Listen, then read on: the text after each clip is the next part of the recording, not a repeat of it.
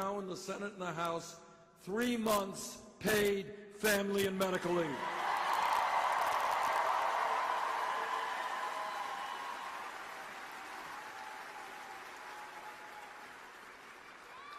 As I go around this country, I talk about a corrupt campaign finance system. I talk about a rigged economy, and we talk about a broken criminal justice system. I want to tell you very briefly a story which encompasses all of those elements. A few weeks ago, Goldman Sachs, one of the large financial institutions in this country, one of the institutions who is responsible for the Wall Street crash, which led to the worst economic recession since the Great Depression, a recession that cost millions of people their homes, their jobs, and their life savings. Goldman Sachs, a few weeks ago, reached a settlement with the U.S. government. They paid the government $5 billion. Now, why did they do that? They did that because, obviously, they were selling worthless packages of subprime mortgage loans, ripping off the American people. They paid a $5 billion settlement. Now, what does that tell you?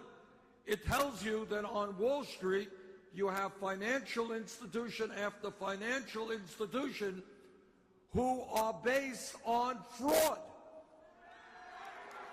These are not honest businesses. They're fraudulent. Number two, this is what political power is about. Over the years, Goldman Sachs and other Wall Street firms have made many millions of dollars in campaign contributions to politicians they think will help them. That is a corrupt campaign finance system. Three, you got a revolving door. You all know what a revolving door is? What it is that people from Wall Street or corporate America take a leave from their jobs, go to work for the government, do Wall Street's work while in the government, then go back to Wall Street. In the last 25 years alone, Goldman Sachs has placed 2 people as secretaries of the Treasury, one under a Democratic administration, one under a Republican administration. Fourth, and maybe the issue that really galls the American people. Some kid gets picked up today in Oklahoma or Vermont for possessing marijuana. That kid will have a police record for his entire life.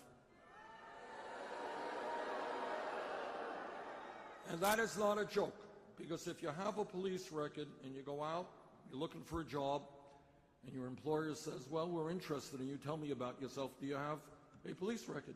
The kid says, well, yeah, I was arrested for possessing marijuana. What that employer may say is, well, thanks, I'm going to be asking somebody else for that job. This is serious business. Over the last 30 years, millions of Americans have acquired police records for possession of marijuana. But if you possess marijuana and you're caught, you got a police record. But if you are a Wall Street executive whose illegal behavior destroyed the lives of millions of people, you don't get a police record.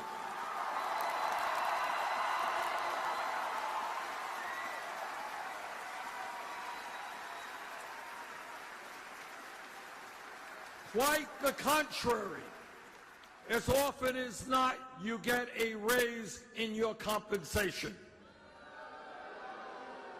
So together, what we are going to do is bring back justice to the criminal justice system.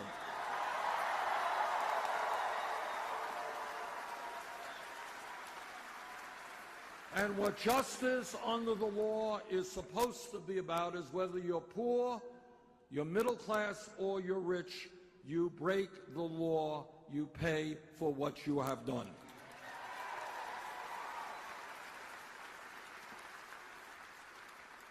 And in order to deal with a corrupt campaign finance system which is undermining American democracy, Together, we are going to overturn this disastrous Citizens United Supreme Court decision.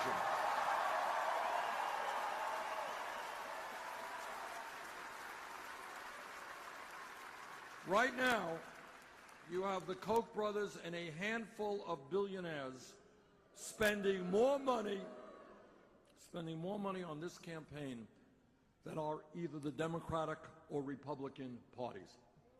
When you have a handful of billionaires buying elections, that is not called democracy. That is called oligarchy.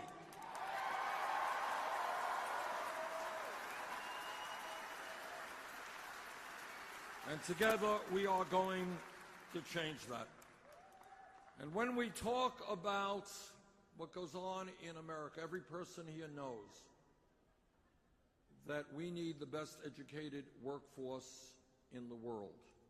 And what seems to me to be pretty crazy, is we got hundreds of thousands of bright, qualified young people who are unable to go to college. And you know why? Because their families lack the money. Now, I believe that in 2016, when we talk about public education, it is not good enough to be talking about first grade through 12th grade.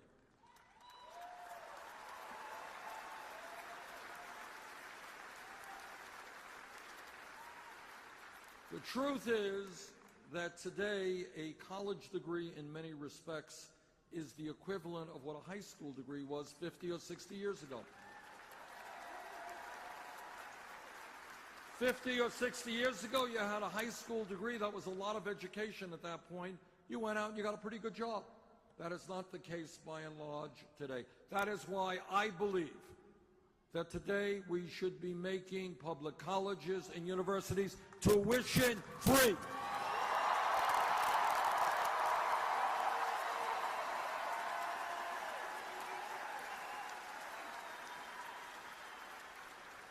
This is not a radical idea. It exists in Germany. It exists in Scandinavia. In fact, I was at a meeting last year, and I was making the point that in Scandinavia, college education is free.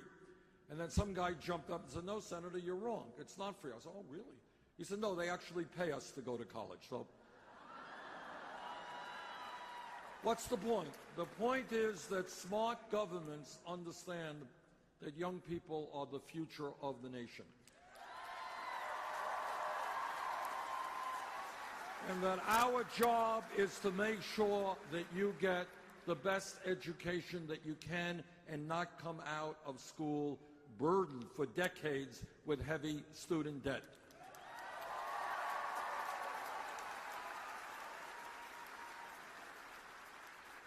Now, I am asked, this is a radical idea. You want to do public colleges and universities tuition free. You want to substantially reduce student debt. How are you going to pay for it? Well, I'll tell you how we're going to pay for it. We're going to impose a tax on Wall Street speculation.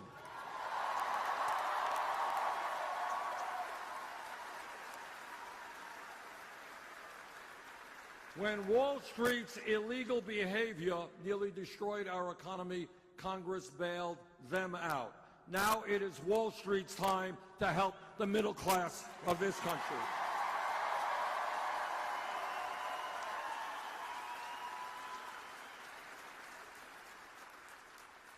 Now let me touch on an issue that I know puts me at odds with the leadership in your political leadership in your own state. But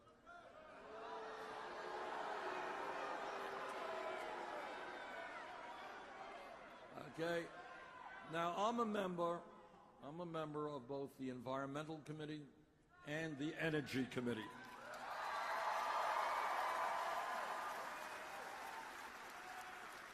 And I have talked to scientists all over our country and, in fact, all over the world. And what the scientists say virtually unanimously is that climate change is real.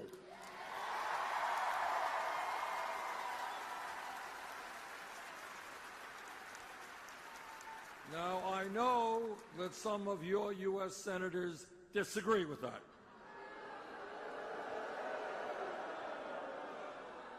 But it is not just me, and this is the point. It's not just me saying that. It is virtually the entire scientific community worldwide. And what the scientists are also saying, and this is heavy-duty stuff, what they are saying is that we have a short window of opportunity to transform our energy system away from fossil fuel to energy efficiency and sustainable energy.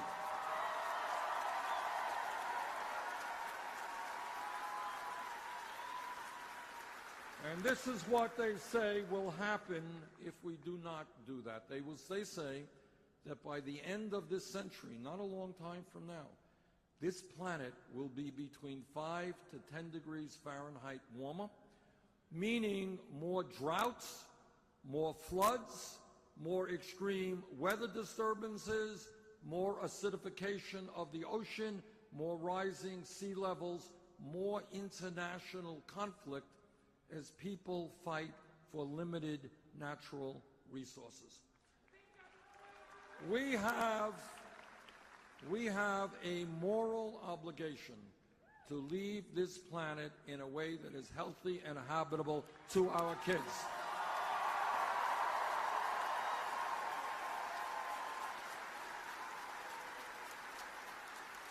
And if elected president, I intend to work with China, Russia, India, countries all over the world to make that happen.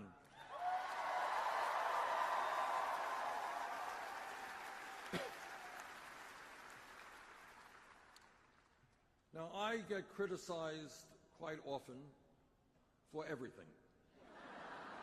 That's fine. That's what happens when you run for president. But I am criticized for saying that maybe in America we might want to do what every other major country does, and that is guarantee health care to all people as a right.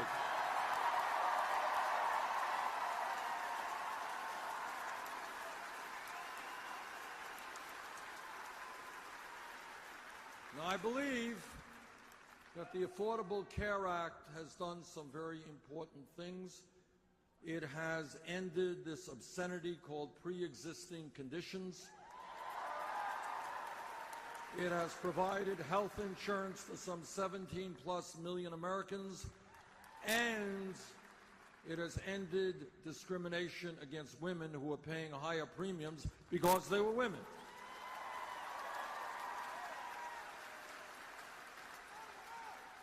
But nonetheless, today 29 million people have no health insurance.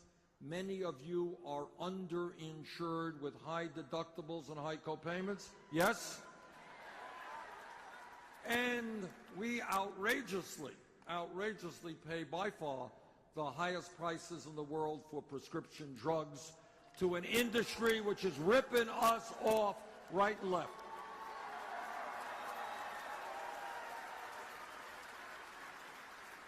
Drug companies could double the price of the medicine you're using today, and they can get away with it, and they are getting away with it.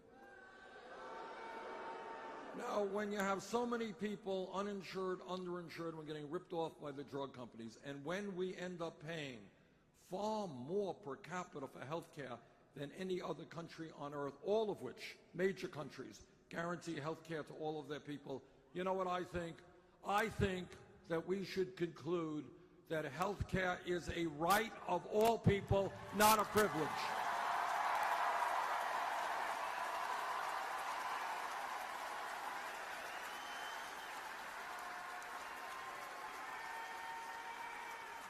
And that is why I believe we must move to a Medicare for all health care program.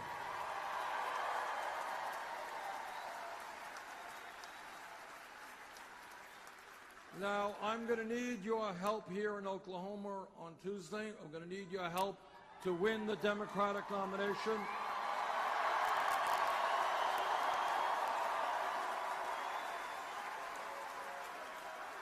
And I'm going to need your help to win the general election.